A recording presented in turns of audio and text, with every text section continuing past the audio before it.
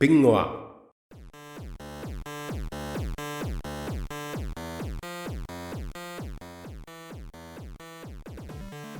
Hey there folks, this is Ian. I'm an artist at Pingwa, and today I'm going to be talking about form, light, and color when you're making sprites and tiles in GraphicsGale. GraphicsGale is a free and open source pixel editor, and I will have notes in the show notes about where you can pick that up.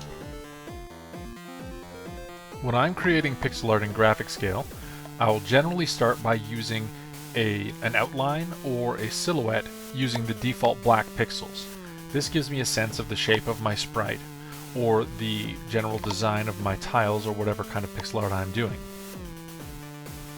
When I'm designing character sprites in GraphicsGale, I can use some subtle shape and line techniques to inform the viewer what this character is kind of about. If I'm drawing an angular character with kind of triangular shapes, they seem quick or agile or athletic. If I'm drawing a large, square, blocky character like I am here, they have a sense of strength, a sense of weight to them. They seem heavy and sturdy and stolid.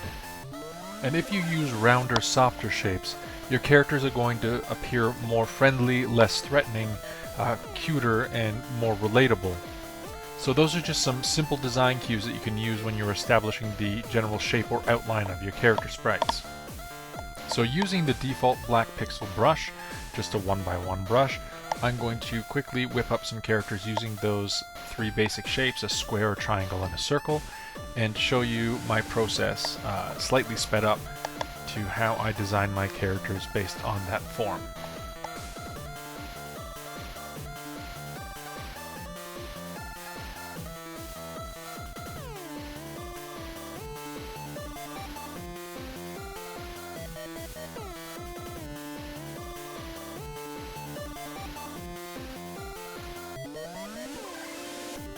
And after a while I've defined my triangle, square, and circular character. I'm going to stick with the square character, and we're going to talk a little bit about form and volume. Now that we have our basic silhouette, I'm going to take the silhouette and add some tone to it, which in turn is going to lend him some form. By form, I mean the volume, the three-dimensionality of this character sprite. He's a 2D image, we're going to make him appear as if he has some three-dimensionality to him. When you're starting to create sprites and tiles for a larger project, one of the first things you're going to want to do is establish your light source. And that light source is going to have a distinct direction which will inform the form of all of your character sprites and tiles. If you look at most commercial games, they will often use a top-down approach where the light is coming from directly above the sprite or from the top left or top right. There are definite exceptions to this rule. You can even have dynamic lighting. But if you look at a lot of character sprites, that light is coming from a top left, top right direction. Once you've established the direction of your light, you want to use some lighter and darker tones based on a mid-tone that I have here to establish where the light is coming from by showing cast shadows and showing light hitting surfaces. Think about where that light is placed, where the light's coming from, which of those surfaces are going to be struck by that light and which are going to be left into shadow. This can be simple or complex. In this instance, we have kind of a flat-planed character, so his entire front is in light right now, and those areas to the side are off in shadow. So what I've done here is set up a palette that consists of a few different shades of gray. I have a 50% gray for my mid-tone that I've filled the center of the sprite with, and then I've established some shadow colors and some highlight colors. I start by blocking in my shadows on the side opposite the light, so on the right hand and bottom side of this sprite. And then I take my highlights and I'm filling them in on the side that's getting hit by light, which is to the top left and slightly in front of the sprite. So his front plane is going to be hit with a large amount of light. Once I have those areas blocked in, I'm going to take some intermediate colors and kind of blend them together, soften the contrast between where they meet by doing something called anti-aliasing. Anti-aliasing is a pixel art technique where you examine areas where pixels of two different colors, usually contrasting colors, come together, and then you add an intermediate color, something between those two, and strategically place them in those intersections to soften those transitions. Now that you can see what the character sprite looks like with the light from the top left, let's see what happens if we adjust that light. Say we have the light coming directly from in front of the sprite. Well, what's going to happen in this instance is it's going to create a technique called pillow shading. What pillow shading is where you have a light source directly from the viewer. Your lightest color is going to be in the center of those forms, and then shadows are going to wrap around as it approaches the edge. The lighting is also going to emulate the outline of your sprite, which tends to make your character look soft and pillowy, hence pillow shading. This is kind of the mark of a beginner pixel artist. A lot of people will come to this style of shading by default, just by trying to add those gradations into their sprite and coloring. It's something that you want to try to avoid unless it's a very specific stylistic approach that you're going for. So we've gone from a strong blocky man to a soft marshmallowy man. Let's quickly reload that sprite and then try changing the angle of the light. Now before we have the light coming in from the top left, let's switch it to the top right and spin it so it's behind the sprite and see how that's going to affect his form. Already you can see all of the faces that are on the viewer facing side are now in shadow, and so those details are a lot darker, a lot more subtle, and the light is hitting his side and back. It's giving him almost a backlit feel, makes him look more like a hard-boiled, blocky character. It certainly has a different feel than when you have the basic neutral lighting from the top left and in front. So those are a couple of techniques that you can use to try and change the feel of your sprite. So to quickly recap, form is going to add volume to your sprite, and that volume is defined by the direction of the light that you use. The direction of the light that you use and the form you establish can also affect the feel of your character. Now I'm going to add a little extra light into this character and just pump up that volume a bit, give him some more interesting details rather than just the simple planes that he has. By adding in some specular highlights in those areas that are hitting the light, I'm also indicating the kind of material he's made of, making him a little more reflective. And then I'm going to drop in a cast shadow that's going to give even more indication of the direction of the light and help ground the character to the world that he's in. You can see that the character is casting light on the tiles that he's going to be walking on. And just a touch of anti-aliasing.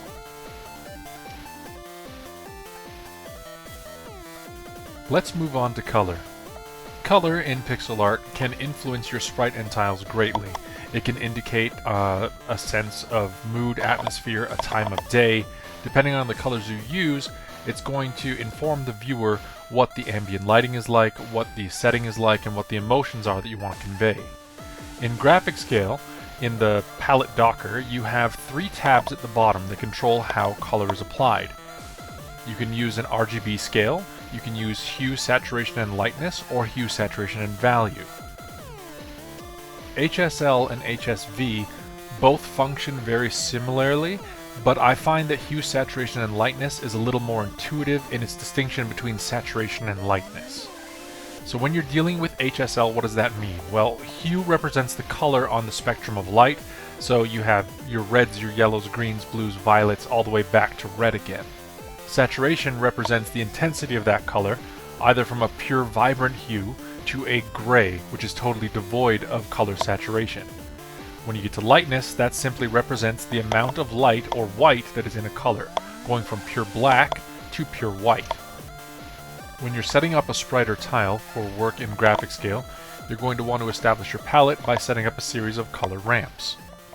What a color ramp is, you take a mid-tone of a color that you want to appear on your sprite, and then you will add in highlight and shadow tones for that color. Once I have that mid-tone defined, I select the color in my palette, and then I hold the control key while I left-click and drag, and I can duplicate that block of color, and I'll duplicate it as many times as I need colors in my ramp. Then I can select the individual colors in that ramp, and then I can adjust the lightness and I can adjust the hue and saturation of those colors to make them darker, warmer, cooler, lighter, anything that I need to adjust them to make that ramp work. Then I'll choose another mid-tone for a color that occurs in my sprite, and I'll repeat the process until I have my full palette laid out. Generally, I like to stick with 16 colors or less if possible for my sprite. Sometimes I may go up to the mid-20s or so, but just be aware that the more colors you add to your palette, the more colors you're going to have to track across your frames of animation if it's an animated sprite. When you're setting up your color ramp, something you may like to try once you're familiar with the basic process is using a technique that painters often use by pushing your highlights into warmer colors and pushing your shadows into cooler colors. What I mean by that is find where they are on the spectrum or in the hue and move those highlights towards reds, yellows, oranges, warm pinks, and move your shadows towards purples, blues, and cool cyans and greens. This can take your palettes from something very simple to something more rich and visually interesting. Finally, let's talk a little bit about black lines. Now, when we're making our sprite, I know we talked about using black to define the basic sprite or silhouette, and then refining it with tone to do our volume study. Once we get around to the color stage, black can kind of fight against what you're trying to do with color. Black is good for outlining a sprite if you want to keep a certain cartoony feel, and it definitely helps separate it from a background by providing a clear delineation between what is the sprite and what is not the sprite. However, when you use black line, it can tend to be a little severe and a little too strong against the colors that you use, and it can create a lot of strong internal contrast. What we want to do to reduce that effect and kind of soften those lines is use something called selective outlining. When we do selective outlining or sellout, we're going to choose a darker version of our shadow colors or our shadow colors themselves and use them as the line elements in our sprite.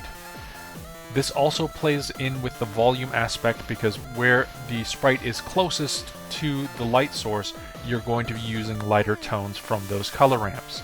And where it's farther away, you're going to be using darker tones. Sometimes you can even use black in those opposite edges where the shadow is on your sprite. So look at your color ramp, look at the areas that you're defining with those colors, and try and select one of those shadow colors to take the place of the black lines in your sprite. Once you've changed those, I'm sure that you'll notice a marked difference in the softness of your sprite and how natural it looks versus the stark, kind of stamped, cartoony, very graphic style of using pure black lines. So that's a basic overview of how I go about using volume, form, and color when I'm making pixel art in GraphicsGale. I hope you learned something today, and until next time, keep drawing.